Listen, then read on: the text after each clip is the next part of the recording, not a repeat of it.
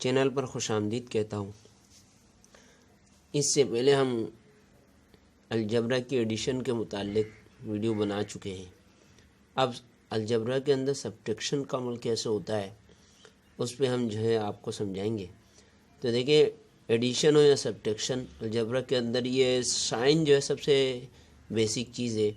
Sign का जो मैंने चार्ट बनाया है, इस चार्ट को जो है ज़हन नशीन रखें कि ये जो माइनस माइनस है, माइनस माइनस प्लस होता है, प्लस प्लस प्लस होता है। याद रखें, साइन अगर एक जैसे हो, सेम हो, साइन अगर सेम होंगे तो हमेशा जो है एडिशन का अमल होगा। अगर साइन अगर अलग अलग होंगे तो जो है सब्ट्रैक्शन का अमल होगा। ये तो एक बेसिक चीज़ है, इसको जहन में रख के जो है सवालात को हल करेंगे। तो देखिए, एडिशन के अंदर भी हमने वर्टिकली सवालात हल किए थे ऊपर नीचे रखकर, लेकिन एडिशन और सब्ट्रैक्शन में ये फ़र्क है कि यहाँ हम सब्ट्रैक्शन में जब सब्ट्रैक्ट करेंगे एक दूसरे से तो हम साइन चेंज कर देंगे नीचे वाली लाइन में। ये जो नीचे वाली फिगर है उसके अंदर अगर ये प्लस का अदद है तो हम माइनस का कर देंगे, माइनस का तो प्लस का कर देंगे, थोड़ी सी जगह छोड़कर जो लाइन लगाएंगे ताकि यहाँ हम साइन चेंज कर सकें। तो आखिर में देखिए, यहाँ पे हम 8 है और नीचे 5 है, और 5 जो है प्लस का है, 8 भी प्लस का है, और प्लस जो है लगाना ज़रूरी नहीं होता लेकिन माइनस लगाया जाता है। तो यहाँ सबसे पहले हम ये करेंगे, साइन चेंज करेंगे। 5 जो है प्लस का है तो हम यहाँ माइनस का कर देंगे। जब माइनस का कर दिया तो अब जो है ये 5 जो है माइनस का हो गया और 8 जो है ये प्लस का हो गया। अब मैंने आपको पहले भी बताया था कि अगर साइन अगर अलग अलग हों तो अमल कौन सा होगा, सब्ट्रैक्शन का अमल होगा। या यूँ समझ लें आसान लफ्ज़ों में कि छोटा अदद कौन सा है और बड़ा अदद कौन सा है, ये देखेंगे। छोटे अदद से बड़े अदद को काट देंगे, काटने का अमल होगा। तो देखिए, 5 जो है छोटा है 8 के मुकाबले में, तो 5 तो प्लस का कट जाएगा और 5 माइनस का। 5 और 5 जो है एक दूसरे से कट जाएंगे और हमारा जवाब क्या होगा, 0। तो यहाँ पे जो है 5 से 5 को काट देंगे तो अदद हमारे पास रह जाएगा, 3 का अदद बच जाएगा, और 3 का जो अदद बचेगा वो प्लस का बचेगा। इसलिए हम जो है यहाँ जवाब में लिखेंगे 3, और x जो है वैसे कैसे ही रहेगा, तो ये जवाब हमारा हो जाएगा 3x। इसी तरह दूसरे सवाल की तरफ चलते हैं। तो दूसरा सवाल देखें, ऊपर 12 का अदद है, प्लस का है, कुछ नहीं लगा हुआ तो प्लस का है, और ये यहाँ माइनस लगा हुआ है तो माइनस का अदद है। तो सबसे पहले हम नीचे वाली लाइन में जो है हम साइन चेंज करते हैं। माइनस को है हमने प्लस बना दिया, माइनस है तो प्लस बना दिया, ठीक है। अब प्लस का हो गया, प्लस का 9 और प्लस के 12। अब ये एक जैसे साइन होगा, प्लस प्लस प्लस होता है, एक जैसे साइन होगा, इसका भी प्लस इसका भी प्लस। जब एक जैसे साइन हो तो हमेशा जमा होते हैं, ऐड होते हैं। तो ये हम दोनों को क्या कर लेंगे, जमा कर लेंगे। 12 और 9 हमारे पास कितने हो जाएंगे, 12 और 9 21 हो जाएंगे। तो ये हो जाएगा 21AB, और चूंकि अदद जो है प्लस का इसलिए प्लस ही लगेगा यहाँ पे। इसी तरीके से हम तीसरे सवाल की तरफ चलते हैं। तीसरा सवाल देखें, यहाँ पे हमारे पास 5 है, ये भी प्लस का है, 3 है, ये भी प्लस का है। तो नीचे वाली लाइन में हम साइन चेंज कर लेते हैं। 3 से 3 कट गए तो 2 प्लस के रह गए, तो ये हो जाएगा 2z। इसी तरीके तीसरे सवाल के चौथे सवाल की तरफ चलते हैं। चौथा सवाल क्या है कि यहाँ 10 जो है 10xy, 10 जो है ये प्लस का है, और 17xy 17 जो है माइनस का है। माइनस का तो हम इसको प्लस का से तब्दील कर लेंगे, तो ये भी प्लस का हो गया, ये भी प्लस का, दोनों प्लस का हो गए। तो एक जैसे साइन हो गए, एक जैसे साइन होंगे तो जमा हो जाएंगे। तो 17 और 10 कितने हो गए, 27 हो गए। तो ये हो जाएगा 27xy।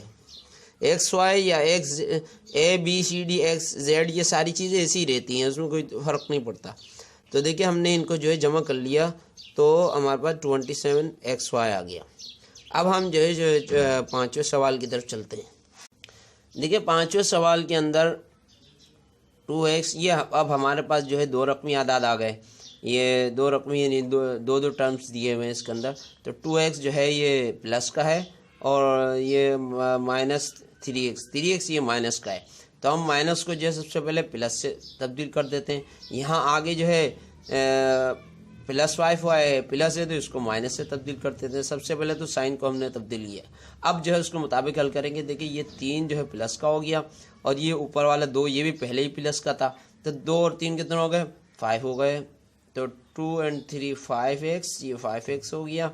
अब ये माइनस का 5 है और ऊपर प्लस के 7 है, ठीक है। तो अब -5 +5 के साथ कट जाएगा, यानी +5 और -5 ये दोनों एक दूसरे से कट जाएंगे और यहाँ 0 बचेगा। तो देखिए यहाँ जो है 5 से 5 कट गए तो 2 किसके बच गए, जिसके ज़्यादा थे वही ज़्यादा वाला ही अदद बचता है।